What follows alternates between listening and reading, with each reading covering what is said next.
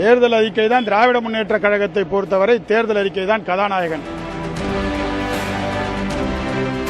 என்னுடைய தந்தையின் சாதனைகள்லாம் இப்போ ஒவ்வொரு ஊரில் நாங்கள் போகும்போது எடுத்து பேசுகிறோம்.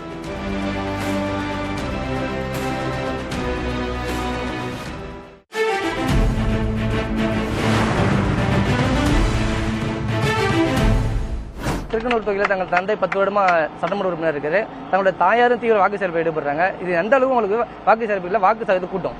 கண்டிப்பாக இப்போ என்னுடைய தந்தையின் சாதனைகள்லாம் இப்போ ஒவ்வொரு ஊரில் நாங்கள் போகும்போது எடுத்து பேசுகிறோம்.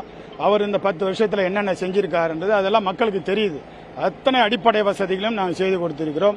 இன்னும் 1-2 சில குறைகள் இருக்கிறது. அதை கண்டிப்பாக அடுத்த ஆட்சி நாங்கள் வந்த உடனே செஞ்சு கொடுத்துருவோம் சொல்லியிருக்கோம்.